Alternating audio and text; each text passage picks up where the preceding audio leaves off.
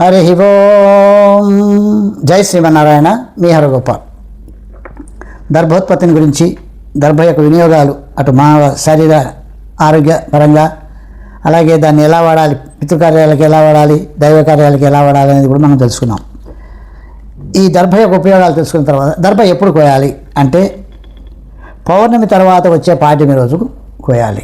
అంటే బహుళ పాడ్యమి రోజు దాన్ని దర్భ కోసుకురావడం, కట్టలు కట్టడం లాంటివి చేయాలి. మరి నిత్య జీవితంలో వ్యాపార పరంగా ఇప్పుడు అలా చేస్తున్నారో లేదో తెలియదు. అలా చేసిన దర్భకు పవర్ ఎక్కువగా ఉంటుంది.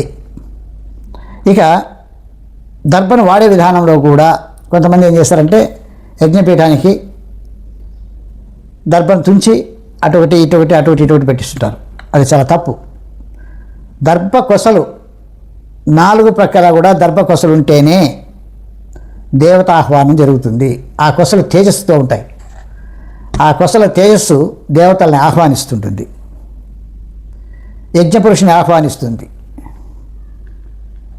కాబట్టి కొసలతో ఉన్నటువంటి దర్భను మాత్రమే వాడాలి. అది ఎంతవరకు ఉంటే అంతవరకు పడేయచ్చు, మిగిలింది. పితృకార్యక్రమాలలో కూడా కొసలతో ఉన్న దర్భని వాడితే పితృదేవతల్ని ఆహ్వానిస్తున్నట్టుంది. కొన్ని సమయాలలో దొరికితే వేర్లతో ఉండేటటువంటి దర్భను కూడా వాడచ్చు. అలా వాడినప్పుడు అటు పితృకార్యక్రమాల్లో వాడితే పితృదేవతలకు సంతోషపడేది కాకుండా వాళ్ళకి గౌరవం కూడా చేకూరుతుంది ఆ లోకంలో. అలాగే దైవ కార్యక్రమాలు అప్పుడు వాడేటప్పుడు దేవతలకు గౌరవం చేకూరుతుంది. తద్వారా మనం సంతృప్తిపరుస్తారు.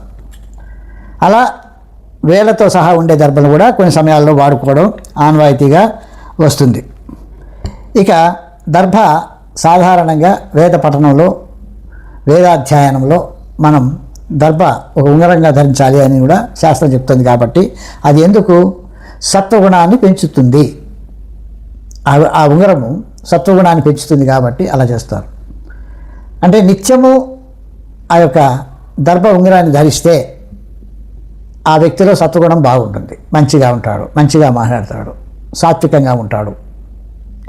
అలా కాకుండా కొంతమంది పండితులు పూజల సమయంలో ఆ దర్భని గోరుతో చీల్చడము, లేకపోతే దర్భ బాగా తడైపోయినా దర్భలో ఏదైనా మురికి ఉన్నా నేలకేసి కొట్టడం లాంటివి చేస్తుంటారు. ఇది చాలా తప్పు. దర్భని అవమానపరిచినట్లు, దర్భకి అపకారం చేసినట్లయితుంది.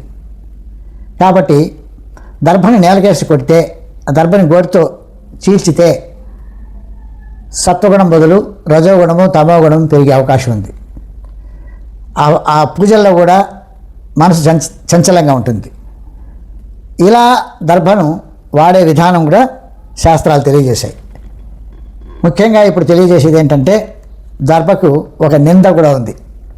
ఏ విధమైన నింద ఉంది? ఆ దర్భ పైన అమృత బిందువులు పడినప్పుడు సర్పాలు వచ్చి నాకేటప్పుడు ఆ నాలుకలు చీలిపోయినాయని, సర్పాలకు నాలుకలు 2 నాలుకలుగా ఉండడానికి కారణము దర్భే అని ఒక నింద మోస్తూ ఉంది దర్భ. ఏది ఏమైనా అంత నింద మోస్తున్నా, దర్భ అంత భయంకరమైన నింద మోస్తున్నా మనకు అన్ని కార్యక్రమాలలో అన్ని రకాలుగా సహాయ సహకారాలు అందిస్తుంది, మనకు మేలు చేకూరుస్తుంది, ముఖ్యంగా సత్వగుణాన్ని పెంచుతుంది. ఇలాంటి ఆ యొక్క సూర్యరశ్మి చంద్రరశ్మిలో ఉండే గ్రహణ సమయాల్లో కూడా ఆ కిరణాల్లో ఉండే ఆ యొక్క బాధాకరమైన ఇబ్బందికరమైన కిరణాలు మన మీద ప్రయోగం కాకుండా ఆ దర్భ కాపాడుతూ ఉంటుంది. అలాంటి విలువైన దర్భను ప్రతి ఇంట ఒక పిడికెడు మీ పూజా మందిరాల్లో ఉంచుకోవాలని మనస్ఫూర్తిగా తెలియజేస్తున్నాను. హరి ఓం. జై శ్రీమన్నారాయణ.